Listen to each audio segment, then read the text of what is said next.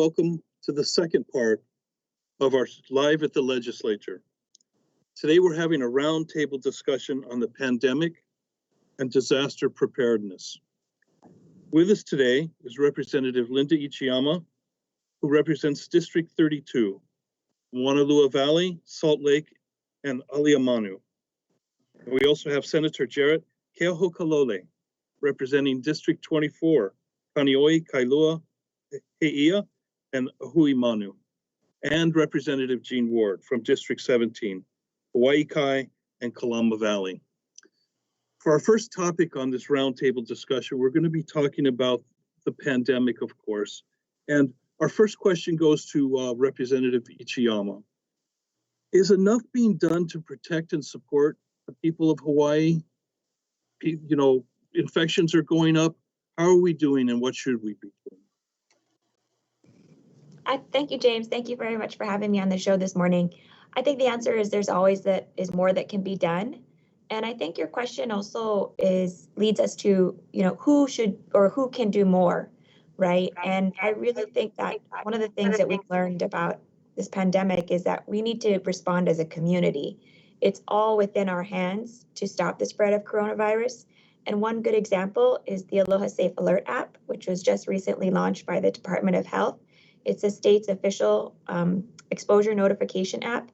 But unless people download it on their phone and turn on notifications, right, and make sure that they use that app, it's an individual's actions that are really going to make the difference here. So I encourage everybody to download and use the app and help keep their family safe. People help themselves by doing that. Rep Ward, what are your thoughts on if we're doing enough to protect and support the people of Hawaii? Thank you, John, and Happy New Year, everybody. I think we're doing a good job. We could do better. So it's kind of a yes and no. Yes, we live the longest in Hawaii. We have the least amount of deaths. We're doing good for the mainland. But what I'm concerned about is that we're forgetting one of the things that goes hand in hand with the life of people. It's their livelihood. We have an economy that doesn't fit the size and the needs of our population. It's like a family of 8, and the father has a job enough to get 3 people fed and 5 are kind of on a rationing diet. And why I say that, I don't say it critically because I say we have a economic opportunity staring us in the face related to the pandemic, and that is Oceanit has a spit in a cup, $20, 10 minutes, they can get the results. He's put this before so many people in Hawaii. We've looked at the creation of a pharmaceutical industry in the mouth and have not done anything. So we can do better. Of course we can do better, but we've got to throw this pandemic on the ash heap of history. Thank you. We will get more in depth on vaccinations. Senator Keohokalole, do you have any thoughts on how the pandemic numbers, we're going up in Hawaii, even though we are doing well? What do you think? What more could we be doing? I think a lot of the issues around our response to the pandemic at this point come down to communication. We're at the point where most of the general public understands what's going on. They follow the numbers. They realize things are going up. The thing that really has been lacking and that we just need to do better collectively is getting out and communicating to the public and letting them know what's going on at any given moment, what our priorities are for responding in any given moment on the government side, and what we really need everybody to go out and do. Similar to what Representative Ichiyama said, the fact that we are surging right now means that we need folks again to be very mindful and try to avoid gatherings. We need folks to be careful in groups. We need folks to download the Aloha Safe app. And it's not just about communicating what's happening in the moment, but it's being able to articulate with urgency what's happening and what we need to do and how we're responding, so that people feel comfort that and confidence that the government is responding appropriately and that they need to do their part as well.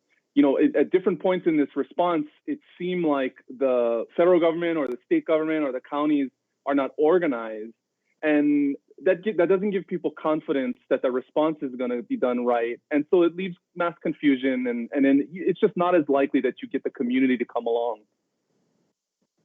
John, can I have another bite at the apple if we have any time?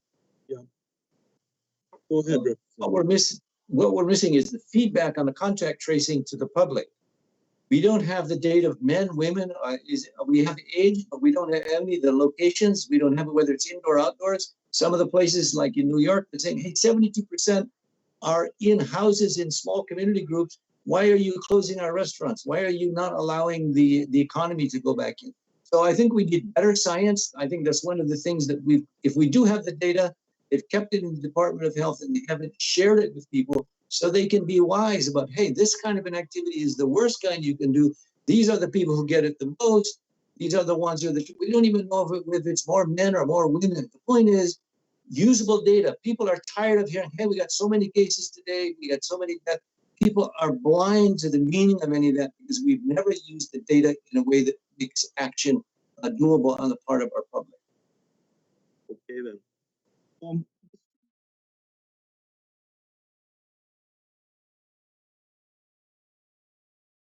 No. Where we are right now and where we're going, is it moving fast enough, or we just got to kick it into gear and get people vaccinated, get shots in the arms? So vaccinations are another really good example of where we need to do better and more urgent and more active communication. I think on the state side, our response so far has been okay. You know, we have points of distribution set up at our community health centers out in rural areas, at our hospitals for their emergency personnel, you know, the emergency workers, the emergency room workers, doctors, ICU staff, they've already gone. This next group of people who we are trying to get vaccinated, the kupuna 75 and older, and our frontline workers are waiting. And we just need to do a better job of explaining to folks that, number one, the supply that comes in on a week-to-week basis is at a maximum 4,000 doses a day. And while we wait for the federal government to improve their distribution of vaccines so that we can really scale up the number of people to get it, we need to go out and explain to folks, look, this is where you go in your community. These are the places you need to reach out to if you have questions. And you just got to hold on. It's going to take us a while to scale up the number of folks that we can get vaccinated on any given day. That's been a little bit lacking. I don't think it's a problem that's, you know, it's not a disastrous type of problem. It's something that you can solve really immediately by just starting to communicate. And again, I think it's more about making sure you set the tone and that you provide leadership in the community where it's desperately needed. I know many of my colleagues have reached out for guidance because they have seniors in their communities who are looking for answers. And so once we start to provide that coordination and then tell people the truth, we're just not at the point where we can scale up yet because we're not getting the doses in at the rate we really want. And everybody just needs to hold tight and get ready. You know, it's that type of communication that I think is really going to help us get to where we need to be on vaccinations, you know, until we actually start getting the supply that we really need to make things happen. Good. Rep. Ichiyama, what's your view on this vaccination situation right now? You need to unmute.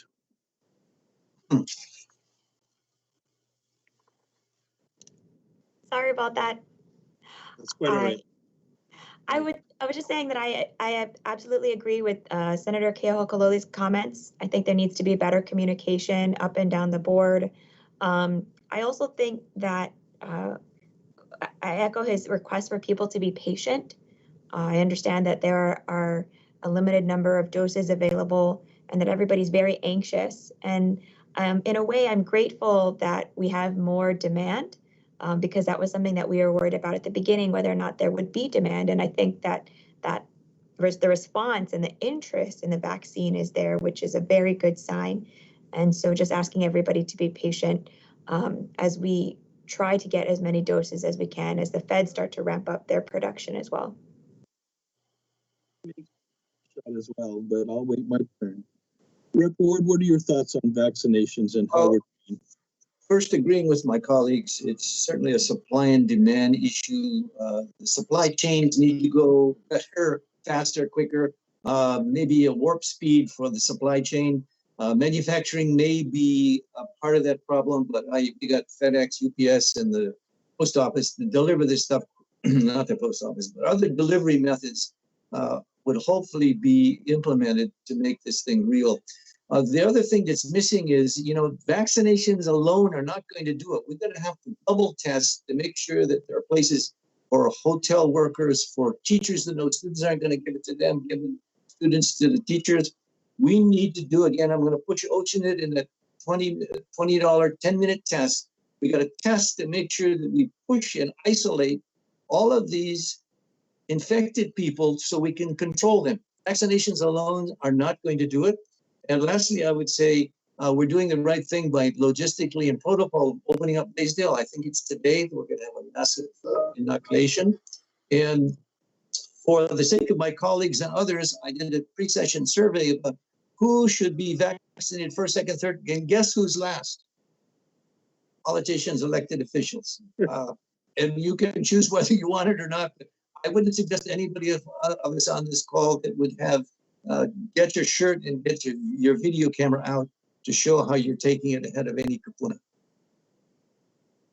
Yes. Well, let me continue with you, Rep. Ward. The economy and federal support, it's an important part for us, of course, but what do we have and what do we need now to keep going with this end of the pandemic? Well, I did outline what we need economically, and that is a pharmaceutical industry to be spurred on by the state of Hawaii, which we're sitting on our hands. And with an order, a pre-order, we could actually have our first pharmaceutical, not only just for COVID, but Oceanit, Patrick Sullivan, they're geniuses and all kinds of things that we could have. And we need high-paying jobs. He's got 100 PhDs that pay very, very well. Now, CARES gave us a safe haven. CARES gave us good federal money, so the economy and the federal support is there. But I think some of the things that you went for, we don't know yet. Senator Takuda hopefully is going to give us some good breakdown of where the money went. But, some of the people are saying, hey, you bought these ATVs for the police department. Do we need these guys to be running around on the beach with that money? Also, my constituents are still calling and saying, hey, I haven't got my PUA. I haven't got my unemployment yet. We have done very inefficiently the distribution of those people who are hurting and need us the most. But I think the most important thing is and this is going to kind of, how would you say, make us look good. But I want people to know, and it's very unnoticed and not mentioned, that Representative McDermott and myself through the White House were the first in the nation to get pre-travel testing approved. We went through the FDA and the DOT and got it approved. Of course, we sat on it, but then Alaska picked it up. And now everybody in the world is doing pre-testing before people arrive on their shores or in their visitor destinations. That should be something that should be acknowledged for what Hawaii led the nation in. People are hurting out there. What do we need? What economic support is most important right now? I would echo Rep. Ward's sentiments about UI and PUA.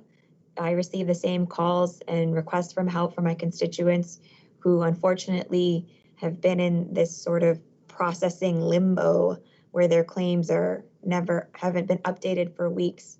So I would hope that with any additional stimulus money that we receive, improving our overall UI system and PUA system would be one of the priorities.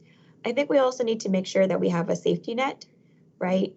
With so many people unemployed who are relying on WIC or TANF, general assistance, we need to make sure that that safety net is there. I think that our housing chair in the House, Representative Nakamura, has also been working very closely with the group on what happens after the eviction moratorium ends, right? We don't want a flood of eviction cases in our courts and end up with an even greater homeless population. So those would be my two priorities. Senator, there's a lot of hope with the new president coming in that more funds will be coming. Where do you see our economic needs and where should it go?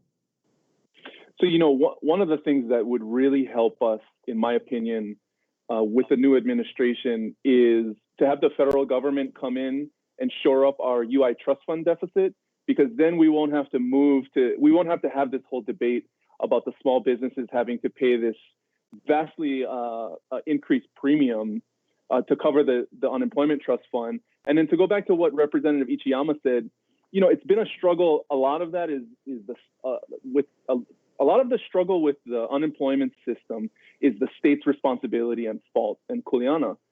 But there are a myriad of requirements and regulations and procedures that the federal government places on the state when it comes to getting that unemployment money, whether it's PUA or extended benefits or regular unemployment out. And that's the same problem that we had with the CARES Act funds.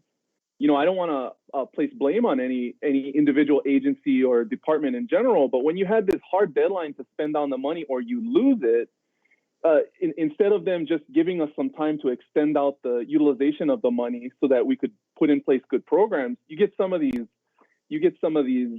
results. And then the last part of it is we need support to get this vaccination plan improved. You know, part of that needs to come through, as Representative Ward said, the supply chain issues coming into the state. But we need help to power this thing up once we start to go to scale. Once we go from 4,000 doses a day incoming to 10 or 20,000, that is a huge logistical undertaking. And we just cannot have seniors camping overnight, waiting in these long lines like they have in Florida. We just can't have it. And so that type of support is really critical, and we need it now. John, can I kibitz one thing the senator said? Go ahead. I agree with everything that he said except for one thing, and that is if they can't return a phone call or send an email just acknowledging and saying, hey, look, we're looking at it. My guys have had 2 or 3 months, just stiff arm. I mean, okay, I agree. We got to have the money. We got to have the feds and the regulations. But the way that the way all of our constituents were treated, they were non-entities. They could not get phone calls. Some guys would be on the correct dial and automatic dial for hours, and they couldn't even get a phone call. They couldn't get an email. That to me is excusable. If we're going to help the people of Hawaii, we got to be more responsive. And that probably reflects what in a survey that was taken, I think, recently by the advertiser. We got 25% approval rating. We can do a better job is the bottom line. Thank you. Ichiyama, you are the chair of the new House Pandemic and Disaster Preparedness Committee.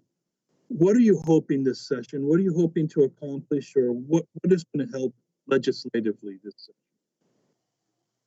Well, I think our challenge this session is that we're going to be doing everything virtually, right? So as many in the public may have heard, the Capitol remains closed, and we are going to be holding virtual hearings where people will testify via Zoom. And I think our challenge as an institution is going to be adapting to that new format. I mean, I am just hoping and praying that nothing crashes in the middle of a hearing and we have to do it all over again. But that's going to be a big learning curve for all of us. A report, I think you sit on that committee too. What are you hoping to get accomplished this session? Sorry, I didn't hear what you garbled a bit, John. I'm sorry. You're also on the new House committee. Oh, okay, well, that was me. Okay, good. We've got 4 things to do. We've got a mandate, and I say that these are, before we leave in the first week of May, we better accomplish 4 things. One is we've got to get this pandemic resolved. We got to push it on the ash heap of history. Secondly, we've got to be able to open the economy. We got to get the economy going. 50% of all of our money comes from the GT tax, 25% from withholding. If we're stagnant in the water the way we were in the last 6 months, we're going to die on the vine, and we can't keep borrowing and borrowing. The third imperative is we got to help small businesses survive. They're out there looking for a way of getting some kind of a break on either regulations or in terms of taxation. We've got to be able to think and help them survive. 20% of the restaurants have already died. And lastly, and most importantly, and this is a shout out for Representative Luke, we got to be able to balance the budget. Income has got to equal expenses, and it's so far away, like $2 billion, she said on PITV or was it KON. $2 billion in a couple of years. It's probably $6 billion in 4 years, given the Council of Revenues. We have run out of money. We got to start living off of our brains rather than our looks in Hawaii, but we got to open tourism. Thank you, Report. Senator, the last 30 seconds to you. What do you hope to accomplish this session in relation to the pandemic? I think the beginning, middle, and end of it is the last segment of Representative Ward's comment. You know, we have a significant budget deficit we need to address. And what does that mean in real terms? That means services for homeless, services for incarcerated individuals who are coming in and out of the system, for renters who are back on their payments, and for teachers who are at risk of furlough or layoff. You know, those are serious implications to our system. We need to get those shored up as best we can. It's going to be difficult. We cannot sugarcoat the difficulty of the task we're about to undertake. We need to make it all work. We have limited time to do it. We're not going to get it perfect, but that's where the urgency and the focus and the priority needs to be. Well, we're out of time, and I want to thank you all for joining us. It's a great discussion. Aloha and thank you. We'll see you next week with Live at the Legislature. Aloha.